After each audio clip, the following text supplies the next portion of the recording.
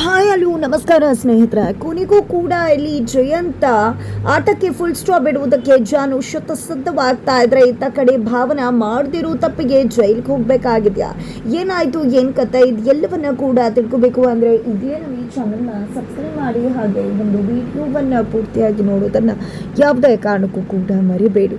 ಇಲ್ಲಿ Jayanta ಕಳ್ಳಾಟಕ್ಕೆ full stop ಇಡುವುದಕ್ಕೆ ಜಾನು ಸಿದ್ಧವಾಗಿದ್ದಾಳೆ. ಯಾವಾಗ ಇಲ್ಲಿ ಜಾನು ಜಯಂತ್ಗೆ ವೆಂಕಿ ಅಮ್ಮನ ಫೋಟೋವನ್ನ ತೋರಿಸ್ಬಿಡ್ತಾರೆ, ವೆಂಕಿ ಅಂತ ಅನ್ಕೊಂಡ್ಲು, ಅಕ್ಷರನೇ ಆ ಫೋಟೋವನ್ನೇ ಸುಟ್ಟು ಹಾಕ್ಬಿಡ್ಬೇಕು ಅಂತ ತೀರ್ಮಾನ ಮಾಡ್ಕೋತಾರೆ.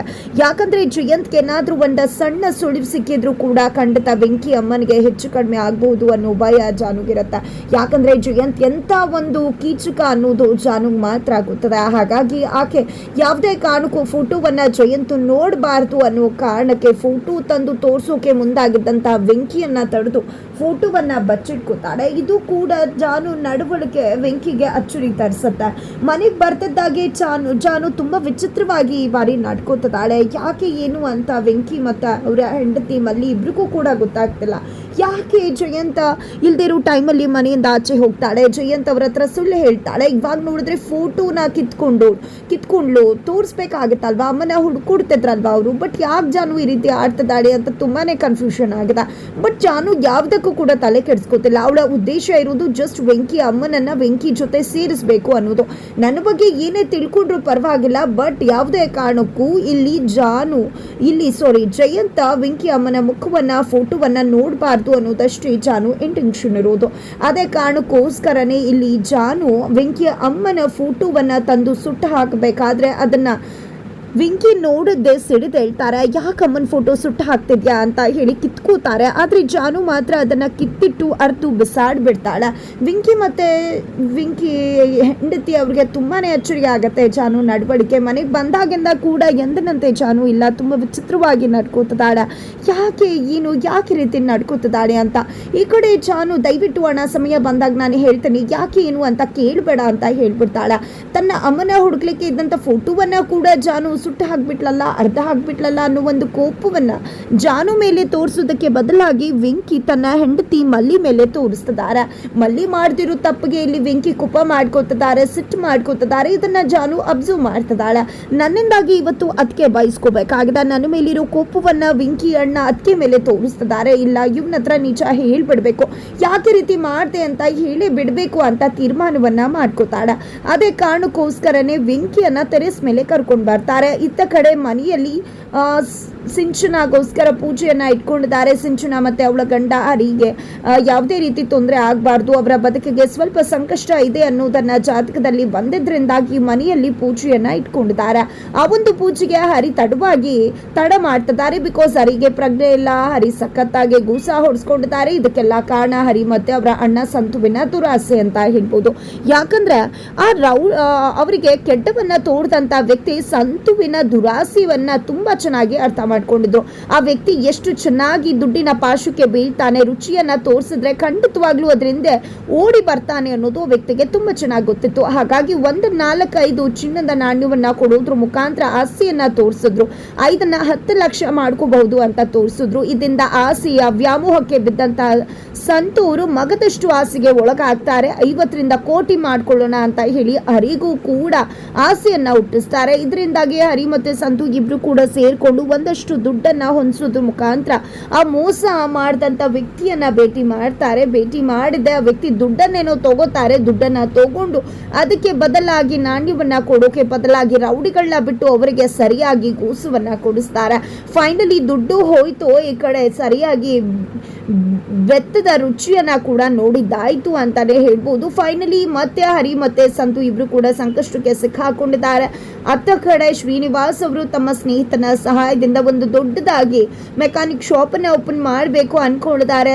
ಅವರ ಸಹಾಯವನ್ನ ಪಡೆದಂತ ವ್ಯಕ್ತಿ ಯಾವುದೇ ರೀತಿಯ ಒಂದು ನಿರೀಕ್ಷೆ ಇಲ್ಲದೆ ನೀನು ಬೆಳಿಬೇಕು ಅಂತ ನಾನು ಸಹಾಯ ಮಾಡ್ತೀನಿ ಅಂದಾಗ, ಬೇಡ, ಅದ್ರಲ್ಲಿ ನೀನು ಕೂಡ ಪಾಲ್ ತಗೊಂಡ್ರೆ ಮಾತ್ರ ನಾನು ನಿನ್ನ ಸಹಾಯವನ್ನ ಸ್ವೀಕರಿಸ್ತೀನಿ ಅಂತ ಶ್ರೀನಿವಾಸ್ ಅವರು ಹೇಳಿದ್ದಾರೆ.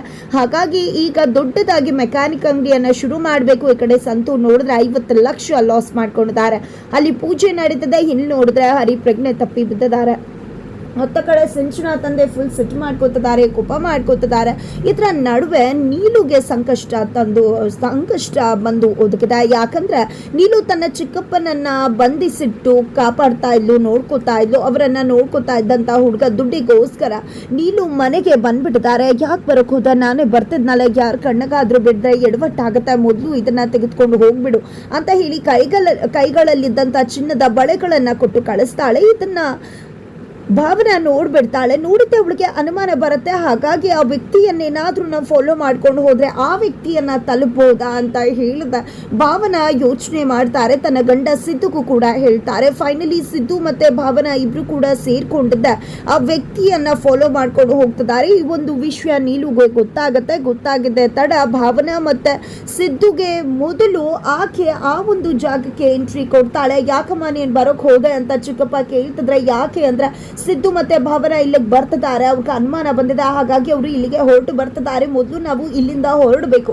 ಇಲ್ಲ ಅಂದ್ರೆ ಖಂಡಿತ ಸಿಕ್ಕಿ ಬೀಳ್ತೀವಿ ಅಂತ ಹೇಳಿದಾಗ ಇಲ್ಲಿ ಎಲ್ಲಾ ರೌಡಿಗಳು ಕೂಡ ಅಲ್ಲಿಂದ ಹೋಗ್ತಾರೆ. ಬಟ್ ಚಿಕ್ಕಪ್ಪ ಮಾತ್ರ ಹೋಗೋದಿಲ್ಲ.